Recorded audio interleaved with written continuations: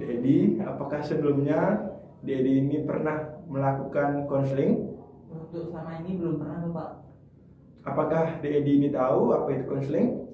Kata teman-teman, kalau kita datang ke ruang konseling ini, masalah kita bisa diselesaikan Bapak. Ya, kurang lebih seperti itu ya Dedi. Jadi konseling itu membantu permasalahan individu dalam menyelesaikannya. Nah, contohnya kayak sekarang Dedi datang ke sini itu mencari Bapak untuk otomatis Dedi itu punya masalah kan dalam hal apapun, dan cari Bapak itu buat sharing, buat sama-sama buat mencari masalahnya. Nah, konseling itu kurang lebih seperti itu. Baiklah, apakah sekarang Dedi ini bisa menceritakan masalah yang Dedi ini bisa paparin ke Bapak? Iya Pak. Nah jadi gini Pak, saya masih bingung untuk memilih jurusan ketika saya mau masuk perkuliahan nantinya, karena kemauan saya bertentangan dengan apa yang diinginkan oleh ibu saya, seperti itu Bapak. Ya. Kalau Bapak Ya Bapak, jadi begini, saya masih bingung untuk memilih jurusan ketika saya memasuki perkuliahan nantinya, karena kemauan saya bertentangan dengan jurusan yang ibu saya inginkan. Nah, saya itu ingin memilih jurusan ekonomi. Nah, jadi begini Bapak. Nah, saya kan mau ke jenjang perkuliahan. Nah, saya tuh inginnya jurusan bahasa Inggris, tapi bertentangan dengan ibu saya, karena ibu saya tuh inginnya saya tuh masuk jurusan ekonomi Bapak. Ya, oke. Kalau boleh Bapak, kalau boleh tahu apa sih kenapa Dedi ini kayak lebih tertarik ke jurusan bahasa Inggris ketimbang ke jurusan ekonomi? Kalau seperti itu karena saya lebih tertarik ke jurusan bahasa Inggris daripada ekonomi, karena saya itu tidak bisa dalam perhitung-hitungan Bapak. Nah, di lain sisi kakak-kakak saya itu dia tuh gimana? Dia juga mencari jurusan bahasa Inggris Pak, karena saya lihat kakak saya itu pandai dalam berbahasa Inggris. Nah, saya kan jadi tertarik ke sana, dan di lain sisi kan kalau kita pandai berbahasa Inggris dan kita juga hidup di dunia pariwisata, ya betul kan, lebih mudah lah menurut saya Pak. Karena kalau bahasa Inggris itu kakak saya mungkin bisa lebih bermain di sana ketimbang di ekonomi, karena di sana tidak ada hitung-hitungan, dan di ekonomi kan ada hitung-hitungan Bapak. Nah, sehingga di Uniksa kan juga ada itu jurusan bahasa Inggris yang populer di sana ya. Bapak ya. Lalu dan bahkan waktu di SMP itu saya pernah tinggal kelas karena nilai ekonomi saya sangat rendah. Saya tidak mau hal yang sama lagi terjadi, dan saya juga tidak mau memaksakan sesuatu jika tidak sesuai dengan kemampuan yang saya miliki Pak, seperti itu. Baiklah, Bapak mengerti terkait permasalahan yang dialami saat ini. Jangan sampai kalau umpamanya di next mengambil jurusan ekonomi itu bisa pasti di tengah jalan. Oke. Sekarang tuh bagaimana sekarang caranya buat bisa meyakinkan Ibu Edi terkait apa yang keinginan Edi yang Edi mau ya sama-sama fair gitu. Ya Pak, saya akan berusaha memberikan penjelasan kepada orang tua saya, terutama ibu, karena kan ibu lebih ngotot Pak untuk saya terjun ke jurusan ekonomi. Tapi saya takut jika nanti ibu saya tuh tidak mau biayain saya kuliah, karena kan dia juga yang membiayai saya. Oke. Berarti kamu ini merasa takut terkait jujur terhadap ibu kamu. Nah, biar nggak jadi di Edi ini merasa takut memberikan penjelasan terkait minat yang dimau, seperti itu ya. Iya Pak. Oke.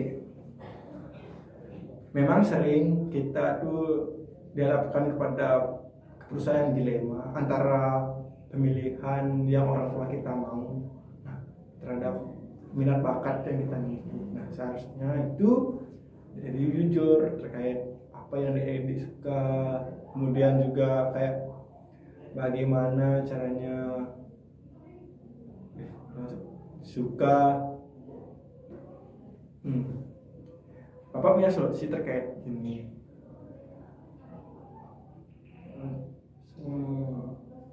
Oke. Baiklah. Supaya kamu bisa menyampaikan atau menjelaskan kepada ibu kamu nantinya dengan baik dan benar, dan agar kamu tidak merasa gugup dan merasa tenang saat memberikan penjelasan itu. Nah, sekarang Bapak punya tips nih agar kamu bisa tenang dan rileks saat memberikan penjelasan. Sebelumnya coba tarik nafas dulu. Oke, relax saja, relax. Oke.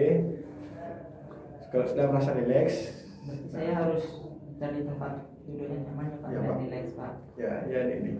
Oke, relax saja. Oke, sekarang bayangkan aja di sini tuh nggak ada siapa-siapa dan cuma ada kalian berdua, Edi dan ibunya. Sudah bisa membayangkan?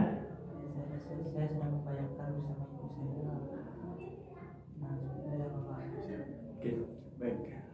Sekarang coba jelaskan apa yang Edi ini mau.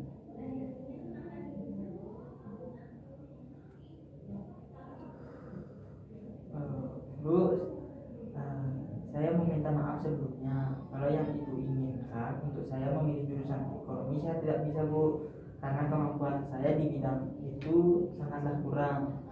Nah, ibu juga tahu kan jika saya mengambil jurusan itu dengan berat hati percuma juga, karena kemampuan saya tidak ada di bidang itu. Saya memilih jurusan ini memang tidak ada kemauan dari dalam diri saya. Nah, karena bagaimanapun juga sesuatu bisa terjadi dengan berjalan baik jika memang ada kemauan tanpa ada paksaan. Saya cuma ingin kuliah dan mengambil jurusan bahasa Inggris karena saya mau mempelajari lebih banyak tentang bahasa Inggris seperti kakak-kakak saya Bu. Nah, ibu bisa lihat sendiri kan bagaimana keadaan kakak-kakak sekarang. Mereka jauh lebih hebat karena mereka bisa menguasai bahasa Inggris dan mereka mendapatkan beasiswa ke luar negeri karena berprestasi, dan prestasi-prestasi yang mereka miliki itu bisa membawa mereka nggak jauh ke luar negeri. Nah, di sana saya ingin sama seperti kakak-kakak saya Bu, hebat. Nah, selain itu saya akan mencoba lebih giat dalam mempelajari bahasa Inggris seperti kakak-kakak Bu, walaupun itu susah. Saya akan berusaha dan saya harap ibu juga bisa memahami keinginan saya ini dan juga memahami kemampuan diriku ini Bu. Oke. Sekarang coba lagi bayangkan terkait jawaban dari ibunya Edi setelah Edi memberikan penjelasan yang Edi paparkan tadi. Ya Nak, kalau memang itu sudah yang betul-betul menjadi keinginan kamu, silahkan. Ibu juga sadar bahwa seharusnya ibu tidak boleh terlalu egois dalam hal ini, karena bagaimanapun juga kamu sendiri yang akan menjalaninya.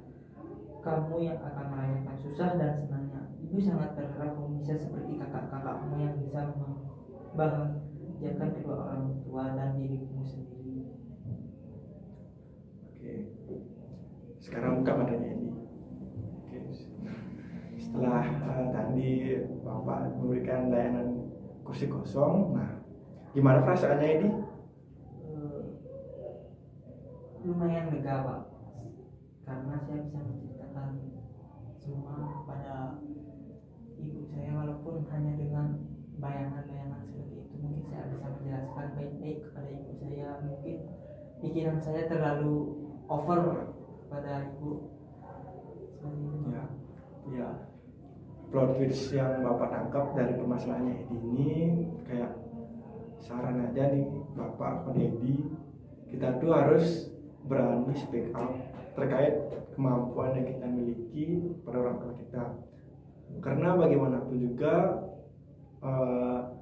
semua itu tergantung kita. Percuma juga kalau orang tuanya kita punya banyak uang, punya banyak aset dan lain sebagainya, tapi dia nyuruh untuk kuliah buat kebaikannya dia sendiri, kemauannya dia sendiri, bukan kemauan Edi, juga tidak apa-apa. Edi tuh kayak ngerasa di dalam tekanan. Nah, jadi Edi harus bisa speak up terkait apa yang Edi suka dan apa yang Edi mau agar sama-sama jalan. Jadi nanti saya akan belajar ulang lalu menemui ibu saya, tapi sebelumnya saya akan terlebih dahulu meminta maaf kepada ibu saya karena tidak ingin atau tidak mau menuruti kemauan yang apa beliau inginkan. Ya seperti itu. Dan di lain sisi kan saya juga terkekang juga Pak, karena saya tidak bisa hitung apalagi ekonomi. Saya juga merasa takut nanti nilai saya di ekonomi jelek seperti waktu SMP. Dan itu juga membuat orang tua Edi itu merasa kecewa juga kan, karena nilainya Edi ini tidak maksimal. Iya Pak, selain itu kan biar tidak mengulang kekecewaan orang tua lagi sih Pak. Makanya saya ingin menjadi kakak ingin meniru kakak saya biar bisa keluar negeri juga. Iya, betul Pak, mengerti. Jadi mungkin itu saja ya.